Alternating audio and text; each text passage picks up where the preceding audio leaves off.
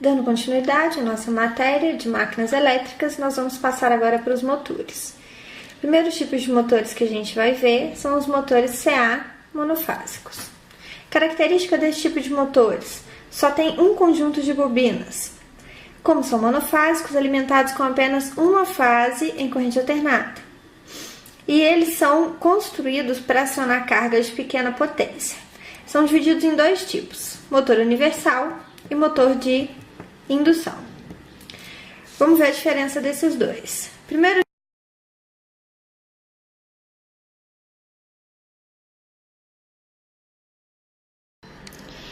motor universal CA ou CC. O motor universal em CA ou CC, o esquema dele, que é esse desenho que está aqui, é bastante simples. Essa parte aqui do meio a gente chama de coletor. Essas duas que estão coloridas aqui do lado a gente chama de escovas. E aqui a gente tem as duas bobinas de campo. Essas escovas, elas são feitas de carvão. Quem mexe com liquidificador em casa já deve ter observado, quando o liquidificador vai ficando velhinho, ele vai soltando umas casquinhas pretas. É porque essas escovas de carvão, por elas estarem sempre em contato com esse coletor, elas vão gastando, tá? Esse coletor vai girando e vai fazendo gastar essas escovas de carvão. Aqui por dentro tem uma molinha, que vai gastando a escova, vai empurrando a molinha. Então, a molinha vai empurrando a escova para ela durar até o finalzinho. Então, quando solta aquelas casquinhas pretas, aquelas casquinhas são pedacinhos de escova que soltaram algumas vezes. E essas escovas, elas são substituíveis. Então, às vezes o liquidificador ou a furadeira para de funcionar, é porque a escovinha acabou. Então, é só a gente comprar outra escova do mesmo modelo e substituir, que o motor vai voltar a funcionar. Como que a gente faz a inversão da rotação nesse tipo de motor? A gente vai inverter a alimentação das escovas. Então, é só a gente trocar. Se aqui a gente está mandando fase, aqui a gente está mandando neutro. Quando a gente inverte essa ligação de uma para outra, a gente vai estar invertendo a rotação desse motor. Ele é um motor que tem um alto conjugado de partida. O que quer dizer isso? Ele tem uma alta força na partida, tá? Que nem a furadeira. A gente não precisa ligar a furadeira antes e encostá-la na parede para só depois que ela estiver em pleno giro a gente forçar ela na parede. O liquidificador, a gente coloca os materiais, os produtos lá dentro, todos sólidos, para ele começar a bater. Então, a parte onde o liquidificador vai exercer mais força é na hora que ele parte, na hora que ele começa a girar. Então, essas máquinas precisam de um alto conjugado de partida. Variação de velocidade. A variação de velocidade é feita com a variação da tensão. Aumenta-se o valor de tensão, aumenta-se o valor de velocidade. São fabricados para baixa potência, tá? Até 500 watts ou 0,75 cavalos.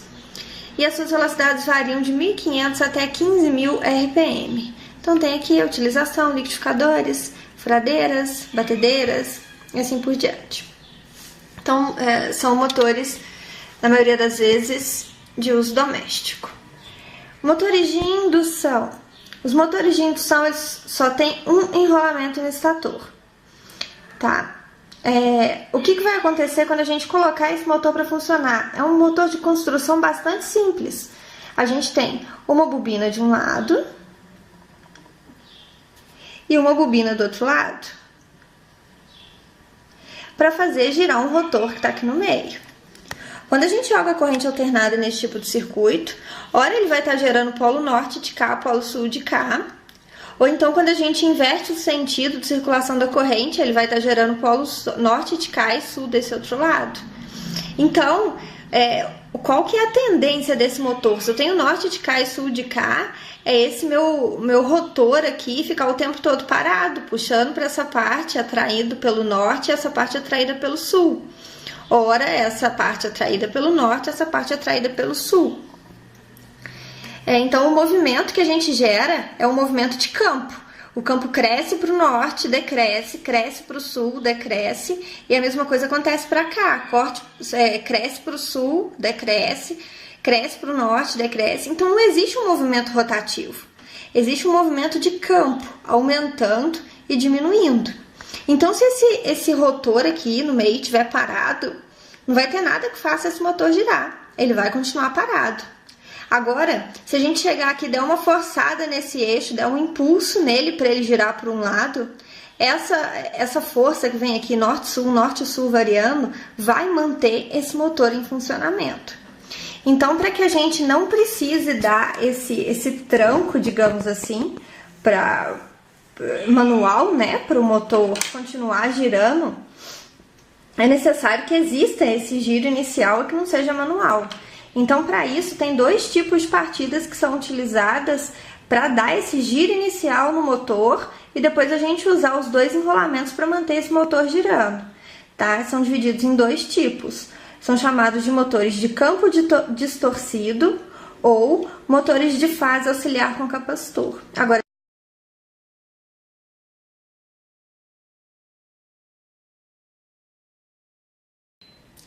motor monofásico de fase auxiliar.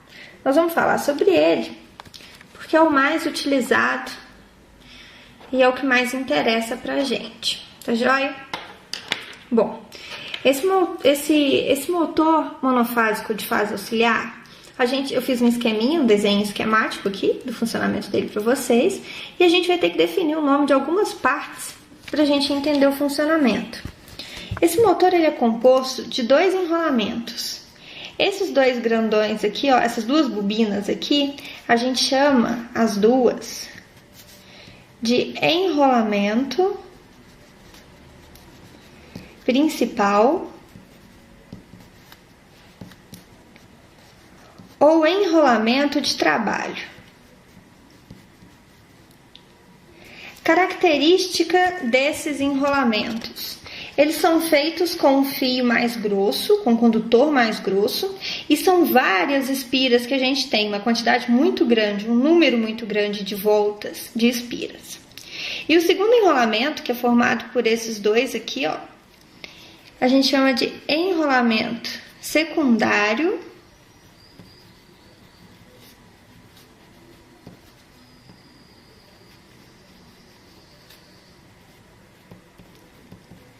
ou enrolamento de partida.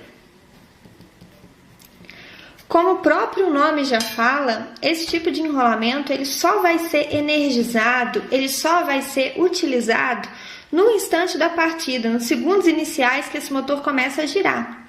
Fora isso, vai ficar só o enrolamento principal ou enrolamento de trabalho funcionando. Esse enrolamento ele funciona o tempo todo que o motor estiver em funcionamento, tá? Então se esse enrolamento secundário, um enrolamento de partida, como que ele funciona só na hora da partida? Existe aqui, ó, em série com ele, um interruptor. A gente chama esse interruptor de interruptor centrífugo. Qual que é a função desse interruptor? Energizei esse motor. Essa parte central aqui é o rotor, que é a parte que gira, vai começar a girar, tá joia? Essa parte chegou numa certa velocidade, numa determinada velocidade, que já quer dizer que o motor já está em pleno funcionamento. Essa velocidade que esse motor chega é aproximadamente 80% da velocidade nominal do motor, tá? Se o motor ele foi fabricado para 1000 RPM, quando ele chega em 800 RPM, aproximadamente os 80%, esse interruptor centrífugo, que na hora da partida estava aberto, ele abre. Quando ele abre, o que que faz? A gente corta a energia dessa parte toda aqui do circuito. Então, esse enrolamento secundário, ele só funciona até o motor atingir aproximadamente 80% da sua velocidade nominal. Tá joia? Em alguns motores são dotados desse outro dispositivo aqui, que a gente chama de capacitor. Para que serve o capacitor? O capacitor serve para aumentar o torque desse motor na hora da partida. Aumentar o conjugado.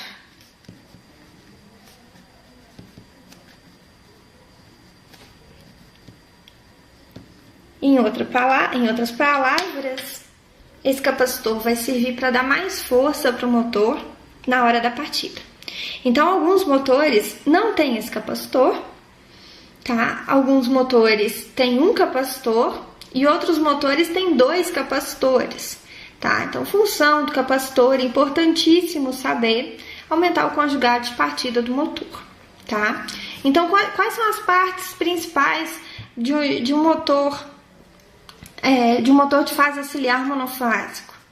Enrolamento principal, enrolamento secundário, interruptor centrífugo e o capacitor. Tá joia? Então, lembrando, alguns não têm capacitor, alguns vão ter 2 capacitores, tá? E se vocês forem pesquisar aí, andarem abrindo motores monofásicos, vocês vão perceber que alguns motores não têm o interruptor centrífugo, tá joia? Quer dizer o que quando não tem o interruptor centrífugo? Se ele não tem interruptor centrífugo, é porque ele não precisa tirar esse enrolamento de partida, esse enrolamento secundário. Então, provavelmente será um motor de campo distorcido. Tá joia? Existem alguns motores que têm o capacitor, que são motores de fase auxiliar, tem o capacitor e não tem esse interruptor centrífugo. O que acontece? Vai ter casos em que esses enrolamentos e o capacitor vai ser próprio para suportar trabalhar o tempo inteiro junto com o motor, funcionar o tempo inteiro com o motor. Então, nesse caso, quando esse capacitor é especial e esse enrolamento é especial, ele não necessita do interruptor centrífugo. Mas na grande maioria dos casos é composto por essas partes. A diferença do enrolamento principal para o enrolamento secundário é que o enrolamento principal ele é de um fio mais grosso, com muitas espiras, e o enrolamento secundário ele é construído de um fio mais fininho, de um condutor mais fino e tem menor quantidade de espiras, tá? Para que serve? Qual que é o princípio básico de funcionamento desse motor? Vamos supor que a gente fez aqui, ó, a ligação fase neutro. A numeração aqui, geralmente, 1 e 2 para o enrolamento principal e 3 e 4 é a numeração do enrolamento secundário. Porque lá no motor, vocês vão receber um motorzinho, tá? Vai ter o motor, vai ter uma caixinha de ligação e vai estar saindo 4 fios. No caso desse motor aqui, 4 fios lá de dentro. Então, como que você vai saber qual dessas pontas aqui pertence ao enrolamento principal? Qual dessas pontas pertence ao enrolamento secundário? De acordo com a numeração. Então, sempre vai ter a numeração, tá joia? Veio numeração 1, 2, 3, 4. Opa, 1 e 2, enrolamento principal, 3 e 4, enrolamento de trabalho. Daqui a pouquinho a gente vai ver que vai ter tipos de motores com ligação a 2 fios, esse tipo a 4 fios, e ligações de motores monofásicos a 6 fios. A gente vai ver as diferenças de um para o outro, tá joia? Então, voltando ao princípio de funcionamento. Vamos supor que não existisse esse enrolamento auxiliar. A gente vem e energiza o enrolamento principal, jogando fase neutra aqui no 1 e no 2. O que vai acontecer? Uma dessas bobinas vai gerar o norte, a outra dessas bobinas vai gerar o sul. Então, vai cair naquele caso que a gente já comentou. O motor vai ficar travado, norte de um lado e sul do outro. E aí? Ele vai saber para que lado ele gira? Ele vai tombar mais para um lado que para o outro? Não, porque o norte e o sul vão estar exercendo a mesma força, porém em sentido contrário, para cima desse rotor. Quando a gente acrescenta esse enrolamento auxiliar, o que acontece? Lembrando das aulas que a gente já viu, os indutores, a quantidade de campo que é gerada neles depende da quantidade de fio, do comprimento do condutor e da quantidade de voltas, lembra disso? Esse daqui tem muito mais voltas, é de um fio mais grosso. Esse tem menos voltas, é de um fio mais fino. Quem vai gerar mais campo magnético? O enrolamento principal. Então, é como se nesse caso aqui, vamos supor que esse lado gerasse o norte e esse lado gerasse o sul. E esse enrolamento principal gerasse um sul pequenininho aqui, ou seja, mais fraco, e um norte pequenininho para cá, mais fraco. Então, o motor já definiria um sentido de giro. Por mais que exista esse campo aqui pequenininho, tá? Por menor que ele seja, ele vai gerar algum tipo de interferência. Então, ao invés do meu eixo ficar travado aqui em norte e sul, ele já vai tender a tombar para esse lado. Ou seja, ele já vai sair dessa posição e começar um movimento nesse sentido. tá joia? Sem a gente precisar fazer um movimento mecânico, só com a diferença de campo magnético desses dois enrolamentos. Então a gente engana esse motor, a gente cria uma força menor para ele conseguir definir um sentido de giro e começar a girar. E o que vai aumentar essa força no giro, no início da partida, é o nosso capacitor. Tranquilo?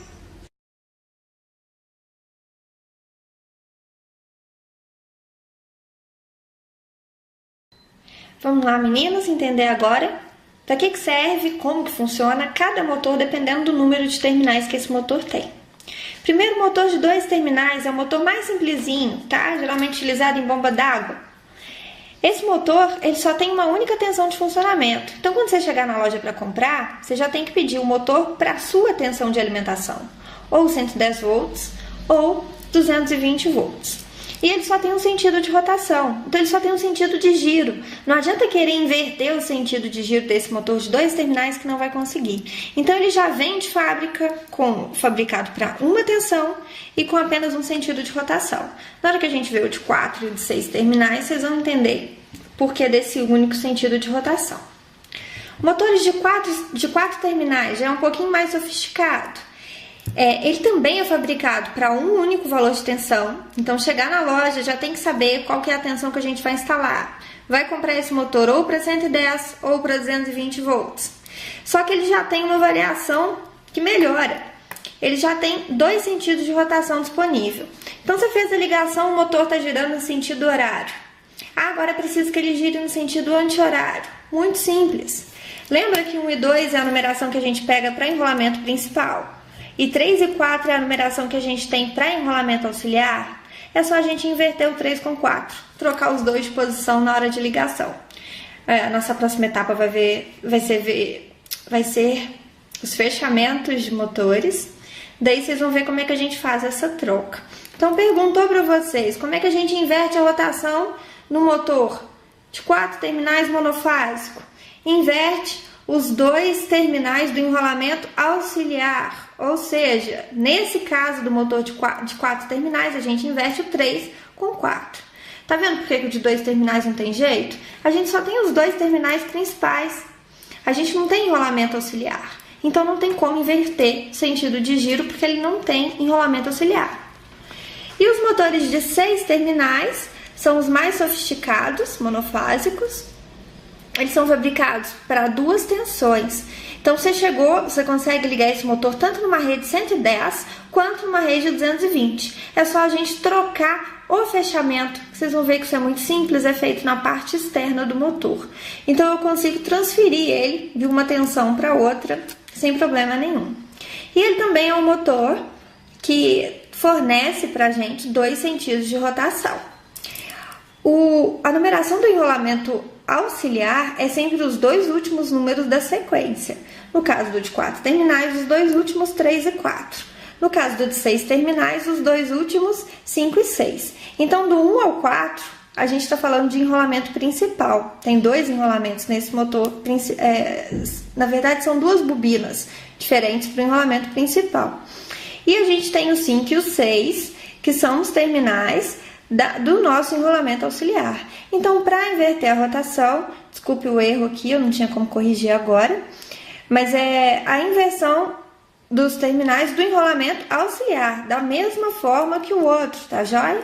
Só que no caso do motor de 6 terminais, não é o 3 e o 4 mais, que são os terminais do enrolamento auxiliar. 3 e 4 fazem parte do principal. Agora, quem que a gente inverte para mudar o sentido de giro? O motor está rodando no sentido anti-horário. A gente quer transferir ele para sentido horário. Quem que a gente troca? O 5 pelo 6.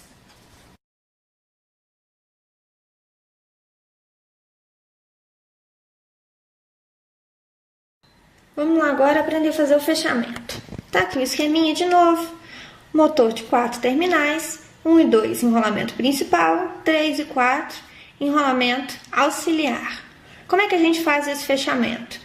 Eu tenho uma fase e um neutro para mandar, certo? Então, eu tenho que mandar uma fase no enrolamento principal e uma fase no enrolamento auxiliar. Então, eu vou pegar aqui, ó, mandar uma fase no 1 e no 3. Então, eu tenho aqui a fase, vou pegar essa fase e mandar no 1 e essa mesma fase e mandar no 3. O que sobrou para mim? É o neutro. Então, eu vou pegar o neutro, mandar neutro no que sobrou, no 2 e no 4. A gente vai ter um sentido de giro se a gente fizer essa ligação. Agora, vamos supor que eu fiz, energizei o motor e o sentido de giro não é o que eu preciso. Eu preciso inverter o sentido de giro. Então, lembrando, para inverter o sentido de giro, a gente tem que inverter a ligação do 3 com 4. Então, ao invés de ligar 1 com 3, eu vou ter que ligar na fase 1 com 4. Então, vou aqui, ó, fase, vou ligar o 1 e vou ligar o 4. O neutro não ligava o 2 com 4? Eu tenho que inverter. Então, agora o neutro eu vou ligar o 2 com 3. Facinho, né? Motor de 6 terminais está representado aqui. Enrolamentos de principais de trabalho e enrolamentos de partida, tá aqui o 5 e o 6. Então, a gente tem que mandar fase em todos esses enrolamentos. Então, eu tenho que chegar com uma fase aqui, nesse primeiro enrolamento principal, fase no segundo enrolamento principal e fase no enrolamento de trabalho. Então, vamos lá. Vou pegar a fase e vou mandar aqui, ó, no 1, no 3 e no 5, nos ímpares. Fase no 1, fase no 3 e fase no 5. Nos demais, que são os pares, nós vamos mandar o neutro. 2, 4 e 6. Se eu quiser inverter essa rotação, quem que eu tenho que trocar? O 5 pelo 6. Então, a minha fase continua vindo no 1 e no 3, só que agora, ao invés de vir no 5, ela vai no 6. Então, vamos lá. Fase no 1, no 3, e ao invés de vir no 5, eu vou mandar ela lá no 6. E o meu neutro? Ele vinha no 2, no 4 e no 6. Só que eu tenho que inverter o 6 com 5. Então, agora o meu neutro vai vir no 2, no 4 e no 5. Neutro no 2, neutro no 4 e neutro no 5. Só uma observação, esse daqui é o fechamento que a gente faz no motor, é a interligação de fios. Pode ser que venha representado dessa forma.